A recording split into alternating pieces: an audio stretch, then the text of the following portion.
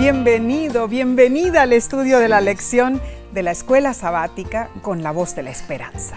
Nos place saludarte por este medio, sea que te hayas unido a través de la televisión, YouTube, Facebook o por audio.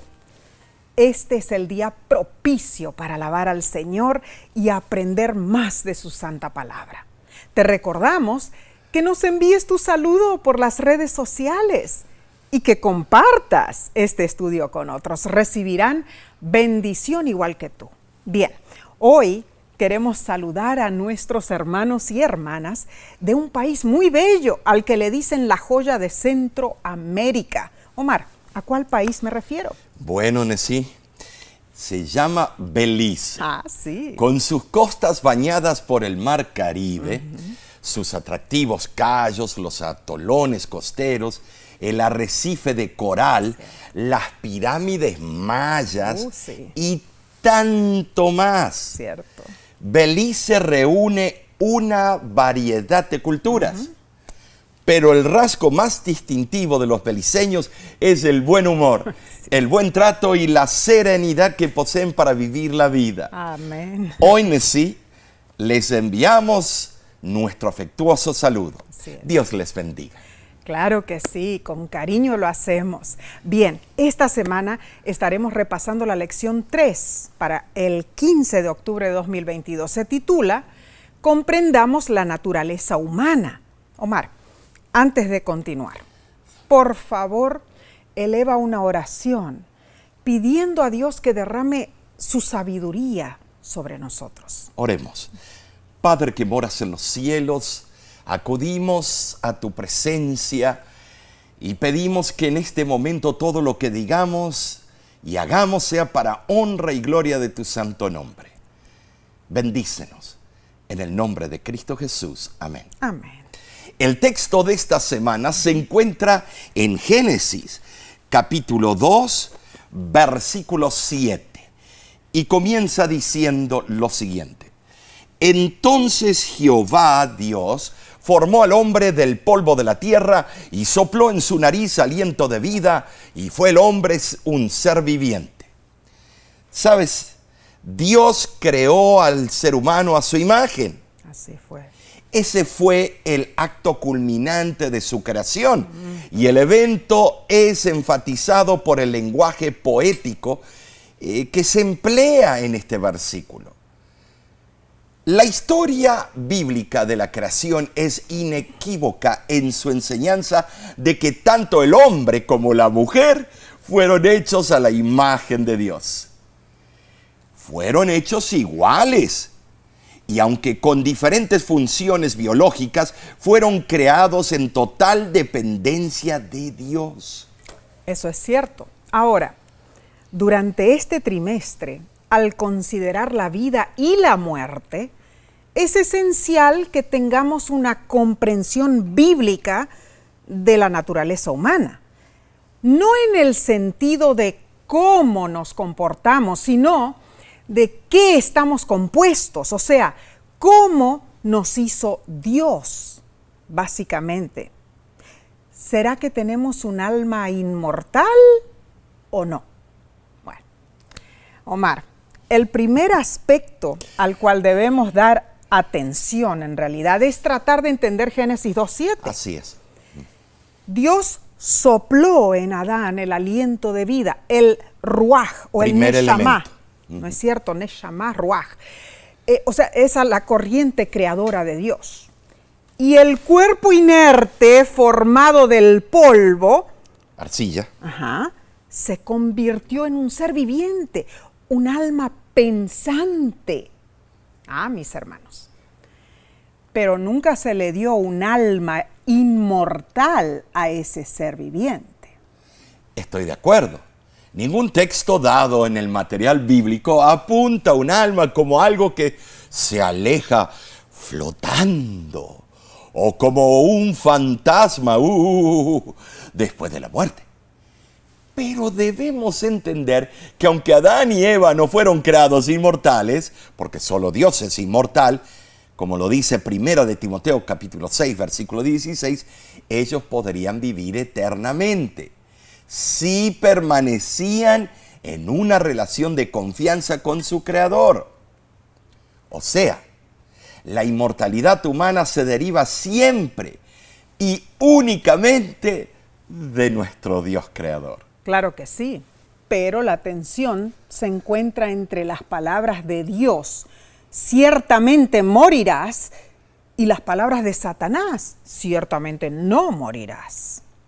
Omar, mucha gente Tremendo. intenta armonizar estas dos ideas. Y no se puede. Para ellos, la advertencia ciertamente morirás se refiere únicamente al cuerpo físico, Sí. perecedero. Y que hay algo inteligente que sale de la persona y se Bueno, va por ahí ellos flotando. afirman que lo que dice Satanás, ciertamente no morirás, es una alusión a un alma o espíritu inmortal. Ya.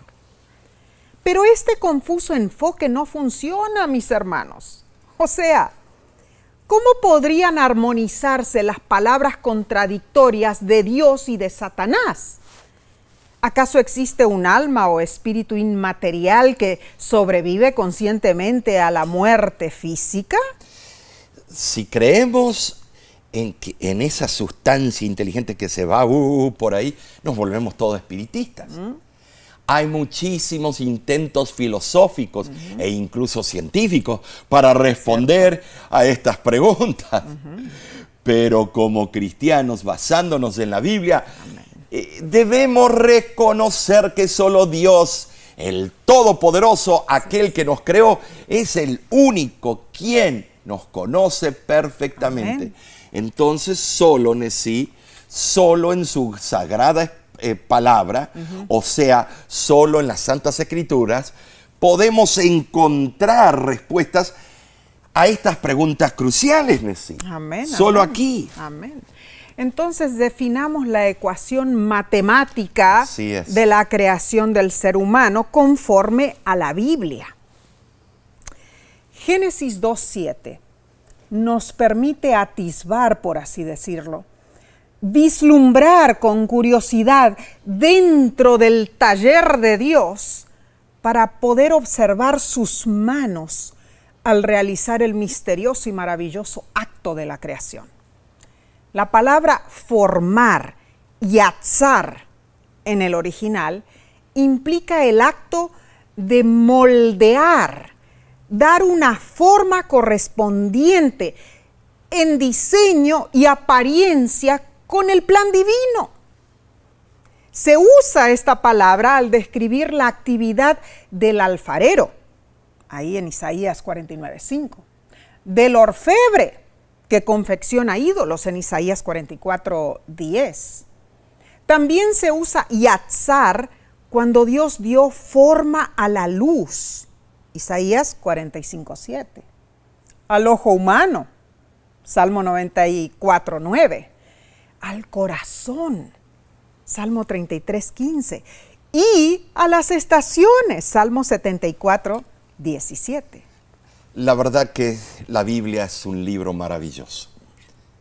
Y es importante examinar y comprender nuestra naturaleza humana porque muchos tienen ideas contradictorias sobre el estado de los muertos. Pero aún más importante es que en lugar de atacar la manera de pensar de otros, creyentes, debemos ayudarlos a ver la perspectiva bíblica como buenas nuevas. ¿Sabes, Nesí? Debemos nosotros, con el amor cristiano, con el amor de Cristo, enseñarles las verdades que se encuentran en las Sagradas Escrituras y no en las tradiciones de hombres que son doctrinas que se conforman a lo que quiere alguien escuchar. Así es, y para entender y poder enseñar, debemos primero empapar nuestro conocimiento con estas verdades. Esta semana consideraremos cómo el Antiguo Testamento define la naturaleza humana y la condición de los seres humanos al morir.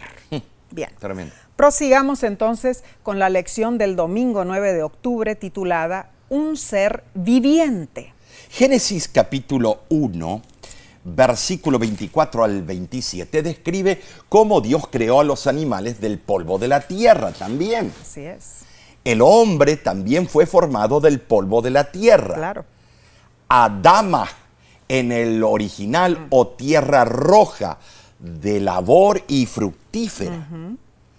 La intención principal, Nessie, en todo esto, del juego, de palabras, es dar la imagen de un maestro artesano, trabajando para dar forma a una obra de arte a la que le dará, vida. Muy interesante. La ciencia confirma que el hombre está compuesto de materiales derivados del suelo. Oh, sí. Los elementos de la tierra, lógicamente. La descomposición del cuerpo humano después de la muerte da testimonio de eso. Bueno, los principales elementos que constituyen nuestro cuerpo son oxígeno, carbono, hidrógeno y nitrógeno. Hay otros en proporciones menores. La Biblia es clara. El hombre fue hecho del polvo de la tierra y en su muerte volverá a la tierra de donde fue tomado. Eclesiastés 12:7. Esto es muy claro, pero Génesis capítulo 2, versículo 7 nos da vislumbres de la naturaleza humana de una manera contundente. ¿Sabes cómo? Expone las acciones esenciales del Creador al formar al hombre con dos elementos. Nessie, nos explica el libro de Génesis cómo dice que como los animales, el hombre fue formado del polvo, primer elemento, pero también dice que la infusión de aliento de vida, corriente creadora, en el cuerpo físico de Adán, lo transformó en un ser viviente, pensante. En el hebreo termina siendo nefesh chayah, literalmente un alma viviente, claro. O sea, un alma pensante. Cierto. Entonces, no tenemos un alma que pueda existir aparte del cuerpo. Más bien, somos el resultado de la unión del polvo o la arcilla y del aliento del creador, la corriente creadora, el ruaj, que es igual, un resultado a un ser vivo, un alma viviente pensante. La afirmación de que el alma es una entidad consciente que puede existir separada del cuerpo humano es una idea pagana, no es bíblica. El poder creador de Dios es único. Ontológicamente hablando, somos un compuesto. Cuerpo más espíritu es igual a alma viviente. Dios creó a Adán como un ser humano pensante. La base de la antropología bíblica afirma que nosotros no tenemos un alma, sino que somos un alma. Hans Wolf, autor del libro Antropología del Antiguo Testamento, dice: ¿qué significa nefesh en Génesis 2:7? Ciertamente no es alma. El nefesh chayah, alma viviente, fue diseñado para ser visto juntamente con toda la forma del hombre, especialmente con el aliento de Dios. El hombre no tiene nefesh, es nefesh, es un alma viviente. Qué extraordinario concepto, ¿no es cierto? Ahora, hablemos del aliento de vida. Esto es tremendo. En el hebreo es neshamah. Hay una palabra sinónima que es el vocablo hebreo ruaj, corriente creadora, que se traduce a veces como espíritu, y neuma en la versión de los 70. Pero ni a uno ni a otro se le asigna en parte alguna la capacidad de existir independientemente del cuerpo humano, ni es identificada como una entidad inteligente. ¿Sabes? El aliento de vida es proveniente de la fuente de toda vida. Ese es el ingrediente vitalizador que Dios dio al cuerpo inerte de Adán. Así es. Es el instrumento por el cual la chispa de vida fue transferida a su cuerpo. Es el aliento de Dios, muy diferente al nuestro. El mismo pensamiento aparece en Job 33:4. El soplo, Neshamah, del Omnipotente me dio vida. Impartido al hombre, ese aliento es equivalente a su vida. Claro. Es la vida misma. Amén. Isaías 2:22. En la muerte, dice Primera de Reyes, capítulo 17, versículo 17, que no quedó en él aliento, en él, de Neshamah o de vida. Wow. Entonces, claramente ese aliento de vida no puede ser ni la mente pensante ni la inteligencia por sí sola, hermanos. Ocurrió que a la forma inerte del hombre se le unió ese divino aliento de vida, Neshamah, y el hombre se convirtió en un ser viviente, Nefesh, Chayá. Notemos que el Nefesh fue hecho por Dios, Jeremías 38:16. El Nefesh puede morir, Jueces 16:30. El Nefesh puede ser redimido, Salmo 34:22. Pero ninguno de estos casos se aplica al espíritu Ruach o al Neshamah, lo que indica claramente la gran diferencia entre los dos términos. Al haber expuesto esto, vemos que la traducción de Nefesh Chayá como alma viviente, según la versión Reina Valera, antes de su revisión de 1960, no es apropiada al querer referirse a la expresión comúnmente usada, alma inmortal. Aunque sea popular este concepto, es ajeno a la Biblia. Y el autor de la lección con acierto añade: la afirmación de que el alma es una entidad consciente que puede existir separada del cuerpo humano es una idea pagana, no bíblica. Y Omar, el autor continúa diciendo: no hay existencia consciente de ninguna parte aislada del ser humano separada de la persona. Dios nos creó de una manera temible y maravillosa. Así es. Y no debemos especular más allá de lo que las Escrituras dicen sobre este asunto específico. De hecho, la naturaleza de la vida no solo es un misterio, pero aún más misteriosa es la naturaleza de la conciencia. Cómo unas pocas libras de tejido material, células y sustancias químicas en nuestras cabezas, en el cerebro, retienen y crean cosas inmateriales, como pensamientos y emociones. Ay, Omar, repetimos el Salmo 139, versículo 14. Te alabaré, porque formidables, maravillosas son tus obras. Bien. Continuaremos entonces con el estudio del lunes. Volvemos en unos segundos.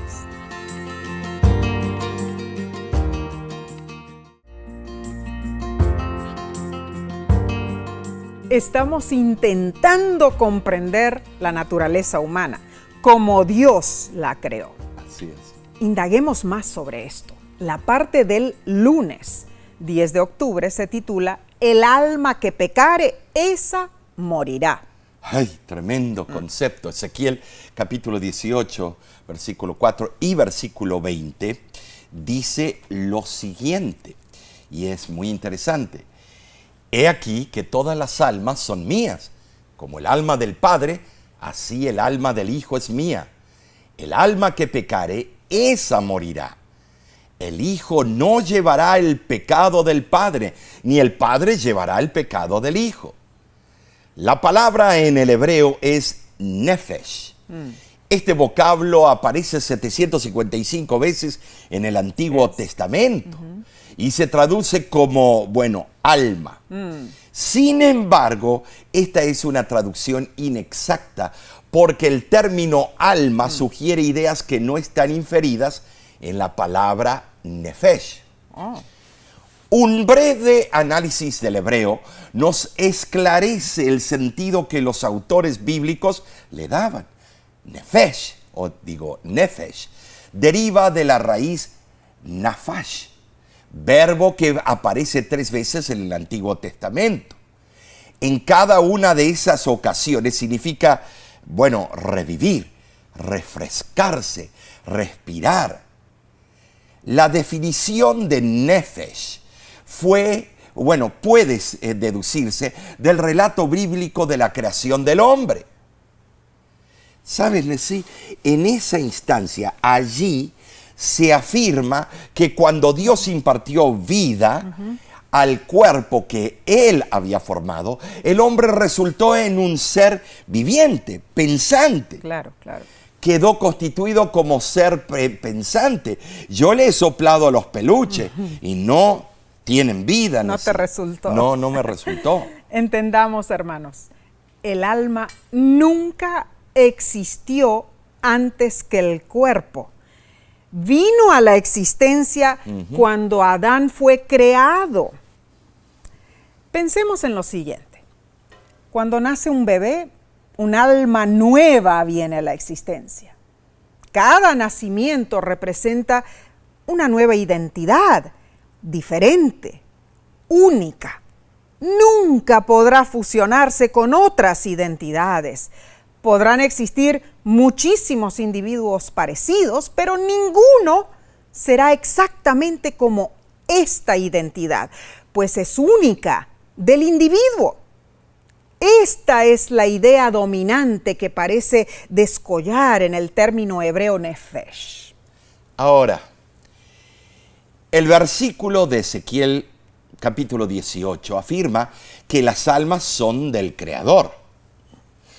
Todos los seres humanos son de Dios por derecho de creación y su trato con ellos no tiene prejuicio ni parcialidad. Dios ama a todos y desea salvarlos. Amén. El castigo solo se aplica cuando es merecido. Claro. Ezequiel hablaba de los castigos que se avecinaban en su época, pero sus palabras tienen una aplicación más amplia. Correcto. En sí se aplican igualmente a la muerte segunda, a la muerte final, irrevocable. En el universo restaurado no quedará ningún vestigio de pecado, ni recuerdos de la maldición, ni almas que ardan para siempre en un infierno eterno. Amén y amén. Es que el triunfo de Dios sobre el mal será completo. La idea de que al impío se le concederá vida eterna, aunque ésta sea la de un tormento eterno, es totalmente contraria a las Sagradas Escrituras. Esta doctrina se apoya en la falsa premisa de que el alma es una entidad separada, indestructible. Pero esto no proviene de la Biblia. Son falsos conceptos filosóficos que invadieron el pensamiento judío y cristiano. Bueno, Ezequiel afirma que la persona que pecare morirá. La muerte es la consecuencia natural del pecado y afecta a toda la vida en la tierra. Ahora, sobre este asunto, hay 2 conceptos bíblicos importantes, Nessie. Primero, los seres humanos y los animales mueren. Cierto. Eso lo vemos en Eclesiastés capítulo 3, versículos 19 al 20, cuando dice: lo que sucede a los hijos de los hombres y a las bestias, un mismo suceso es. Como mueren los unos, así mueren los otros. Todo va a un mismo lugar. Todo es hecho del polvo y todo volverá al mismo polvo. Pero número 2, Nessie. La muerte física de una persona implica el cese de su existencia como alma viviente. Y esto lo vemos en la palabra hebrea nefesh. Dios advirtió a Adán y Eva que si pecaban, Claro. morirían. Cierto. Haciendo eco de esa advertencia, Dios reforzó el punto en Ezequiel capítulo 18, versículo 20, donde dice, el alma que pecare, esa morirá. ¿Más claro? Imposible. Es cierto. Todos los seres humanos somos pecadores. Todos estamos bajo el proceso inevitable de envejecimiento y muerte. Hermanos, este concepto bíblico anula la noción popular de una supuesta inmortalidad natural del alma. Te pregunto, hermano, hermana, si el alma es inmortal, como algunos dicen, y existe viva en otro reino después de la muerte, entonces no morimos. ¿O sí morimos? Sí morimos. La solución bíblica para el dilema de la muerte no es un alma sin cuerpo, que migra al paraíso o al purgatorio o a un infierno, o se queda por la mitad entre el reino de Dios y la tierra. La solución bíblica es la resurrección final de los que murieron en Cristo. ¿Para qué va a haber resurrección si ya están todos allá flotando? Como dijo Jesús en su sermón registrado en Juan capítulo 6, versículo 40, todo el que ve al Hijo y cree en Él, puede tener vida eterna. Y yo lo resucitaré en el último día. Amén y amén. La lección termina este día preguntando, ¿por qué es tan crucial para todo lo que creemos la seguridad de la segunda venida que se asegura con la primera venida de Cristo? Porque ¿de qué sirvió la primera venida de Cristo sin la segunda? Claro, hay compatibilidad. Claro, ¿qué esperanza tendríamos sin la promesa de su regreso en las nubes de los cielos, hermanos? Leo del libro El conflicto de los siglos, página 301. Una de las verdades más solemnes y más gloriosas que revela la Biblia es la de la segunda venida de Cristo. Al pueblo peregrino de Dios, que por tanto tiempo hubo de morar en región y sombra de muerte, le es dada una valiosa esperanza inspiradora de alegría con la promesa de la venida de aquel que es la resurrección y la vida. La doctrina del segundo advenimiento es verdaderamente la nota tónica de las Sagradas Escrituras. Amén. Ven, claro. Señor Jesús. Así sea. Bien, sigamos entonces profundizando nuestro entendimiento sobre la naturaleza humana.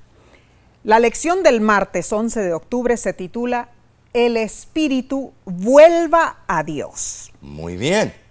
Ahora yo te invito a leer en tu estudio personal Eclesiastés capítulo 12, del versículo 1 al 7, para percibir la condición del hombre en la muerte. Así es. ¿Sabes? En Génesis 7, 22, y es muy interesante, dice, todo lo que tenía aliento de espíritu de vida en sus narices, todo lo que había en la tierra, murió. Esto en el diluvio. Génesis capítulo 2, versículo 7 explica que el hombre es un alma viviente y Ezequiel 18, 20 afirma que toda alma viviente cesa de existir cuando el cuerpo muere. O sea, la parte física del ser humano se descompone y vuelve a los elementos de la tierra. Así es. Ahora, la persona muerta duerme en el polvo, dice Job 7:21, y esto es relevante porque es un estado de inconsciencia. El inescrutable fenómeno de la muerte sobreviene a todos los seres vivientes, humanos o animales. Salmo 49:12 dice, el hombre no permanecerá en honra, es semejante a las bestias que perecen. Hermanos, en lo que atañe a estar sujeto a la muerte, no somos superiores a los animales. Entendemos entonces que cuando el aliento de vida sale de la criatura viviente, cuando cesa la respiración, ese ser viviente muere. Pero Omar, aquí viene la pregunta. El cuerpo vuelve al polvo. Pero, ¿qué pasa con el espíritu, el ruaj? Ya lo hemos explicado. Dios da la corriente creadora, que eso es ruaj, espíritu o aliento de vida, sinónimos. Y entonces, pero hay muchos que erróneamente creen que el espíritu permanece consciente. Y las películas de Hollywood lo inmortalizan. Que ese espíritu después de la muerte sale del cuerpo. Incluso justifican su punto de vista citando Eclesiastés 12:7, el mismito versículo. Wow. El polvo vuelva a la tierra como era y el espíritu vuelva a Dios que lo dio. Tremendo. Pero esta declaración no sugiere que el espíritu de los muertos permanezca consciente, no es una parte consciente en la presencia de Dios. No. En Eclesiastés capítulo 12 vemos que se describe en términos dramáticos el proceso de envejecimiento que culmina con la muerte. Se refiere a la muerte como la inversión del proceso de la creación. A Dios regresa lo que Él dio, la corriente creadora, la corriente así que viene del transformador, el aliento de vida que Dios sopló en las fosas nasales de Adán y que también proporciona a todos los seres humanos. Vuelve a Dios la corriente creadora, la parte divina de la corriente creadora. Todo eso vuelve a Dios. Simplemente deja de fluir en las fosas nasales cuando la persona muere. Esto es sencillo, aunque Tremendo. Algunos tercamente van a decir que no. Se confunden. La creencia en la inmortalidad del alma proviene de la filosofía Así griega. es, claro. Pitágoras, contemporáneo de Daniel, basó sus enseñanzas religiosas en el principio de la metempsicosis. Tremenda palabra. La metempsicosis postula que el alma nunca muere, sino que está destinada a un ciclo de renacimientos o reencarnaciones, exacto, hasta poder liberarse de ese ciclo a través de la pureza de los méritos alcanzados en cada reencarnación. Como las filosofías de religiones asiáticas. Así es. Pitágoras creía en la transmigración del alma una y otra vez en cuerpos humanos, en animales o vegetales, hasta que ese ser viviente se volvía inmortal. Esas ideas de Pitágoras sobre la reencarnación estaban influenciadas por la antigua religión griega. Por ejemplo, Platón, contemporáneo de Malaquías, el último profeta del Antiguo Testamento, perfeccionó esta enseñanza helenística, haciendo que la creencia de la inmortalidad del alma humana prevaleciera y se convirtiera, por supuesto, en una opinión muy, pero muy proliferada y popular. Ahora, muchos cuestionan Eclesiastés 12:7 porque describe el proceso de la muerte para todos los seres humanos, sin distinguir entre los justos y los malvados. Hagamos una pausa aquí. Preguntémonos lo siguiente. Si los supuestos espíritus de los que mueren, los buenos y los malos, sobreviven como entidades conscientes en la presencia de Dios, ¿entonces están los espíritus de los malos con Dios? Esta idea no está en armonía con la enseñanza de las Escrituras. Claro que no. La muerte es dejar de existir como seres vivientes. Salmo capítulo 104, versículo 29, dice lo siguiente: escondes tu rostro, se turban, les quitas el hálito, dejan de ser y vuelven a su polvo. La muerte provoca un proceso a la inversa de la creación de Dios. Pero hay algo importante que debemos entender. Nuestra identidad está en manos de Dios. Eclesiastés 12:1 y versículos 6 y 7 enmarca esto en lenguaje poético y dice: acuérdate de tu Creador en los días de tu juventud. antes que la cadena de plata se quiebre y se rompa el cuenco de oro y el cántaro se quiebre junto a la fuente y la rueda sea rota sobre el pozo y el polvo vuelva a la tierra como era y el espíritu vuelva a Dios que lo dio. Claramente el espíritu regresa a Dios, el creador.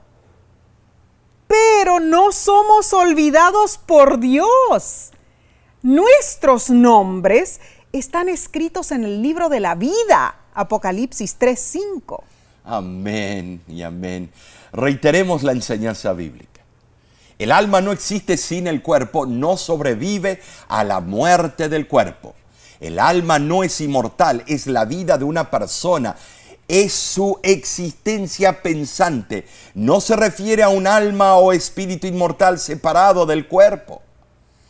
Y ahora, el cuerpo representa solo una existencia física temporal. Muy cierto. Esto es muy importante. Muy cierto. A menudo decimos que la muerte es parte de la vida.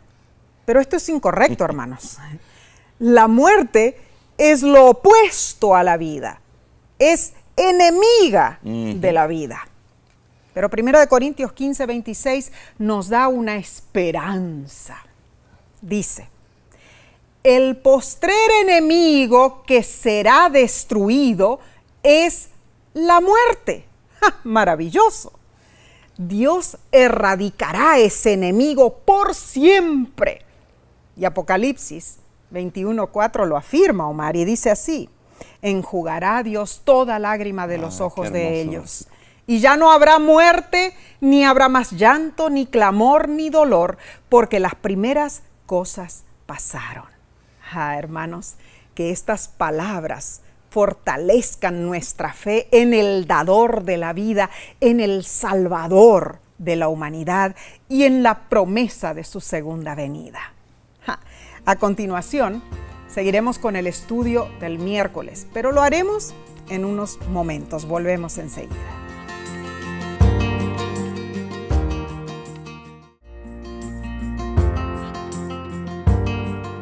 Gracias por acompañarnos.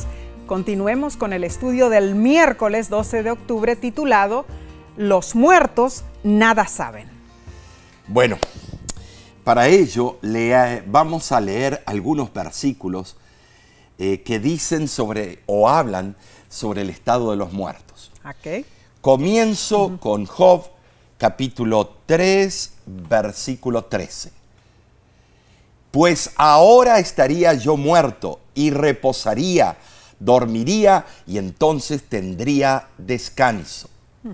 Job describe la muerte como un sueño tranquilo y reposado, Nesí. Bueno, nos gusta pensar, ¿no es cierto?, que cada noche durmamos tranquilamente, que obtengamos y en la el muerte se duerme bien.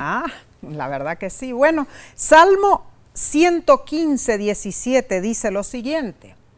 No alabarán los muertos a Jah o a Jehová, ni cuantos descienden al silencio. Bueno, Mar, aquí entendemos que los muertos permanecen en un sueño inconsciente, o sea, ellos están allí sepultados, en realidad no perciben nada, ¿no es cierto? Nada. Pero para entenderlo más, tenemos que ir a Salmo 146, versículo 4. Okay. Pues sale su aliento y vuelve a la tierra. En ese mismo día perecen sus pensamientos.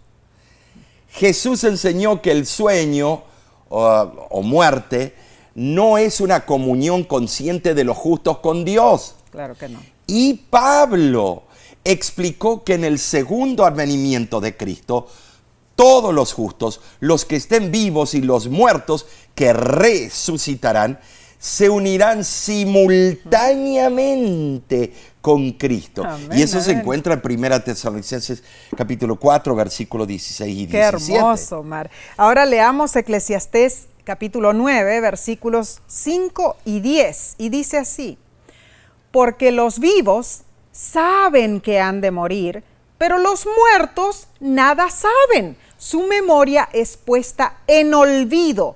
En el Sheol, a donde vas, no hay obra, ni trabajo, ni ciencia, ni sabiduría. Omar, el recuerdo está en la facultad mental de los que viven. Claro. ¿No es cierto? Nosotros los que vivimos recordamos cosas. Pero los muertos nada saben. Los muertos en realidad no saben nada. Y también ahí dice que no hacen ninguna obra. Algunos comentaristas bíblicos argumentan que estos pasajes fueron escritos en lenguaje poético, que no pueden usarse para definir la condición del ser humano en la muerte. Aunque a veces la poesía resulta ambigua y es, bueno, mal interpretada, este no es el caso de estos versículos. Su lenguaje es claro y sus conceptos armonizan con las instrucciones bíblicas de que los muertos nada saben. Ahora, la enseñanza bíblica de la inconsciencia en la muerte no debe generar pánico en nosotros, hermanos. En primer lugar, no hay un infierno ardiente eterno, ni un purgatorio temporal para los impíos cuando mueren. En segundo lugar, hay una recompensa maravillosa para los que mueren en Cristo. El deseado de todas las gentes, página 731, lo afirma y dice: para el creyente, la muerte es asunto trivial. Para el cristiano, la muerte es tan solo un sueño, un momento de silencio y tinieblas. La vida está oculta con Cristo en Dios.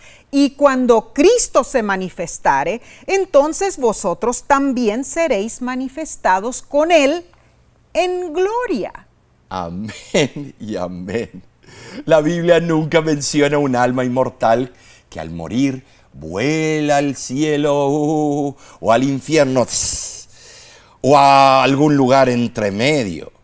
La erradicación completa de los impíos encaja perfectamente con el mensaje bíblico de que Dios hará nuevas todas las cosas.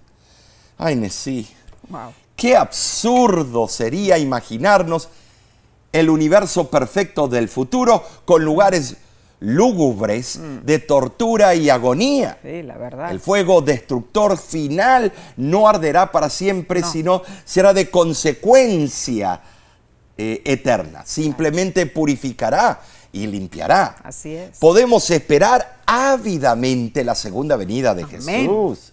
En aquel día los cielos que conocemos serán destruidos, pero nosotros veremos nuestros nuevos cielos y una nueva tierra donde morará la justicia. Gloria a Dios. Segunda de Pedro, capítulo 3, versículos 12 y 13. Claro, así lo indica. El espíritu de profecía explica cómo se ha diseminado el error en cuanto al estado de los muertos. El conflicto de los siglos, página 526, dice: es incalculable el daño que ha producido la herejía de los tormentos eternos. La Biblia, llena de amor y de bondad, resulta empañada por la superstición y revestida de terror. Cuando consideramos con cuán falsos colores Satanás pintó el carácter de Dios, podemos admirarnos de que se tema y hasta se aborrezca a nuestro Creador misericordioso.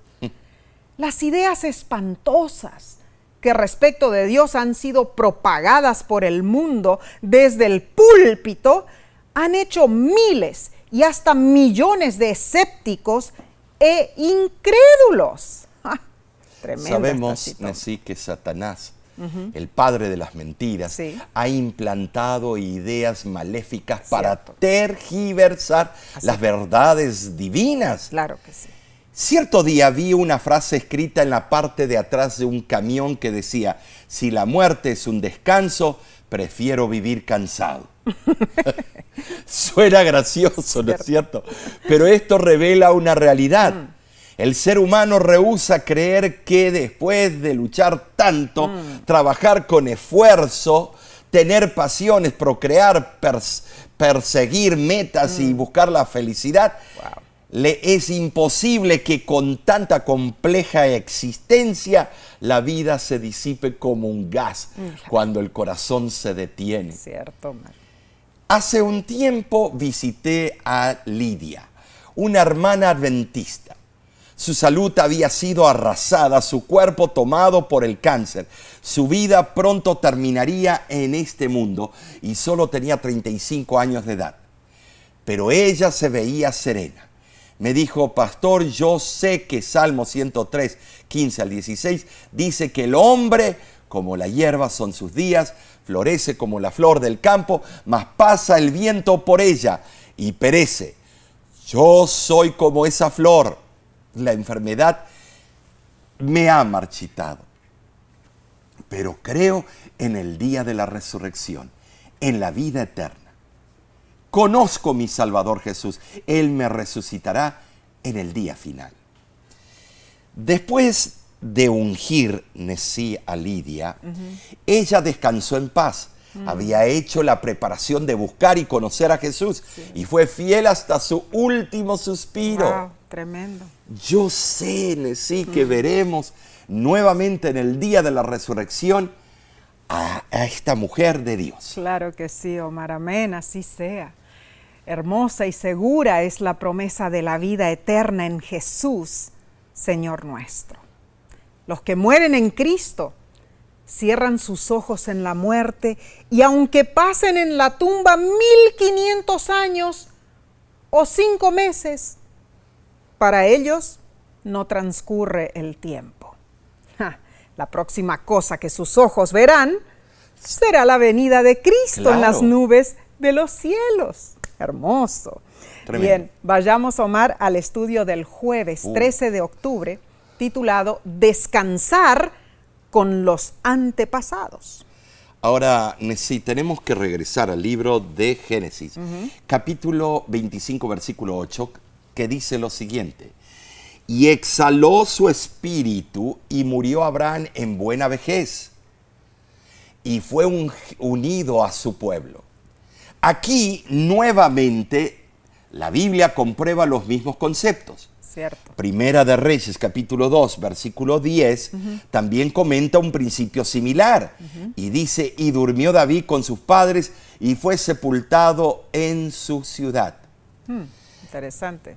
Ahora, el Antiguo Testamento explica en muchas instancias sobre la muerte y el entierro, pero nunca se desvía del hecho de que la muerte es un sueño, un descanso.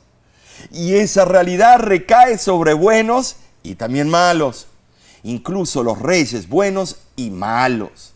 Así es. Segunda de Reyes 24:6 relata la muerte de un rey malo y dice: y durmió Joacín con sus padres y reinó en su lugar Joaquín su hijo. Interesante, porque en verdad aquí lo aclara de que este rey malo durmió y fue sepultado con sus antepasados. Y segunda de Crónicas, capítulo 32, versículo 33, habla de un rey fiel a Dios y dice: y durmió Ezequías con sus padres y lo sepultaron en el lugar más prominente de los sepulcros de los hijos de David. Vemos que morir es estar reunido con los que nos precedieron, es decir, es ser puesto en la tumba junto con ellos, es descansar con los antepasados. El autor de la lección dice lo siguiente: podemos identificar al menos 3 aspectos significativos de descansar con los antepasados. En primer lugar, tarde o temprano llegará el momento en que necesitemos descansar de nuestros trabajos y sufrimientos. Número 2, no seremos los primeros ni los únicos en seguir ese rastro indeseable, porque nuestros antepasados ya se nos adelantaron. Y así, número 3, al ser enterrados cerca de ellos, no estamos solos, sino que permanecemos juntos durante la inconsciencia de la muerte. Wow, tremendo eso, Omar. Y la lección añade también lo siguiente: quizá esto no tenga mucho sentido para algunas culturas individualistas modernas, pero fue muy significativo en la antigüedad. Sin embargo, lo cierto es que los que mueren en Cristo pueden ser enterrados cerca de sus seres queridos, pero aún así no hay comunicación entre ellos. Muy claro. Permanecerán inconscientes hasta ese día glorioso en que serán despertados de su profundo sueño para reunirse con sus seres queridos que murieron en Cristo. Ahora, tenemos que imaginarnos cómo sería si los muertos estuvieran conscientes y pudieran ver cómo es la vida aquí abajo en la tierra, especialmente ver familiares y amigos que quedaron vivos y sufren terriblemente a causa del fallecimiento de ese ser querido. Cierto. O de un cáncer, una enfermedad terminal. Qué horrible sería. Si fuera así, Dios sería injusto. Claro. Pero Dios es amor. Amén. La sierva del Señor escribió en El conflicto de los siglos, página 528 y 539. Si fuese cierto que las almas de los hombres van directamente al cielo en la hora de la disolución, entonces bien podríamos anhelar la muerte antes que la vida. Cuando está uno anonadado por los cuidados, por las perplejidades y los desengaños, parece cosa fácil romper el delgado hilo de la vida y lanzarse hacia la bienaventuranza del mundo eterno. En ningún pasaje de las Sagradas Escrituras se encuentra declaración alguna de que los justos recibirán su recompensa y los malos su castigo en el momento de la muerte. Los patriarcas y los profetas no dieron tal seguridad. Cristo y sus apóstoles no la mencionaron siquiera. La Biblia enseña a las claras que los muertos no van inmediatamente al cielo. Se les representa como si estuvieran durmiendo hasta el día de la resurrección. Tremenda cita. La verdad que sí, Omar. El mundo, hermanos, ha sido tomado por la teoría falsa de la inmortalidad natural del alma, con todas sus incontables ramificaciones. ¿Por qué entonces es tan crucial nuestro mensaje, según la Biblia, sobre el estado de los muertos? ¿Y por qué aún entre los cristianos una fuerte oposición encontramos a la que en realidad es una enseñanza maravillosa? Porque es un mensaje que va a separar los que adoran en espíritu y verdad de los que siguen los engaños del padre de la mentira, Satanás. Y eso es claro, es muy relevante. No debemos flaquear en las verdades bíblicas. Debemos mantenernos firmes y fieles a Dios. Bueno, sí, yo te digo, qué lección profunda, interesante, fascinante, increíble. Hemos llegado al final de otro estudio muy revelador. Cierto. Esperamos que hayas sido bendecido o bendecida. Amén. ¿Y qué te parece si repasamos lo que aprendimos? Primero, vimos cómo Dios formó al hombre. Utilizó dos elementos, el polvo, la arcilla, más el aliento de vida, ruaj o neshamah, lo que resultó en el compuesto del alma viviente, alma pensante, nefesh, chayah. Número 2.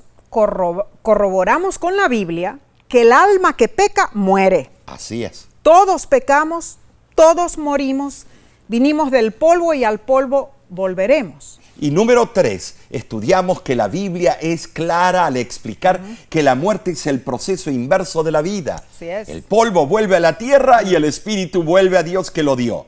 Cuando eso ocurre ya no existe el alma viviente o pensante. Número 4. Comprobamos que los muertos no saben nada. Están en un estado inconsciente. Pero esto no nos debe atemorizar, pues tenemos la gloriosa esperanza del día de la resurrección, cuando los muertos en Cristo resucitarán para vida eterna. Hemos aprendido muchísimo. Amén. Por esta es Bueno, es solo la tercera lección, porque esta, bueno, claro, así lo es, así. de este trimestre. Tremendo. La próxima nos traerá verdades aún más contundentes. Llevará por título La esperanza en el Antiguo Testamento. ¡Wow, Omar! ¿A qué esperanza se refiere esto? Bueno, si tú estás en las redes sociales, escribe tu comentario y comparte estos estudios con otros. Sí sea. Muéstrales cómo se pueden suscribir al canal de YouTube de La Voz de la Esperanza. Te invitamos a acompañarnos nuevamente la semana que viene. Sabes, a ti y a los tuyos te decimos, Dios te bendiga y te guarde, Amén. te ampare, te cuide y te prospere en todo lo que tú hagas. Así sea. Entrégate al Señor. Gloria a Dios. Él está tocando a tu puerta.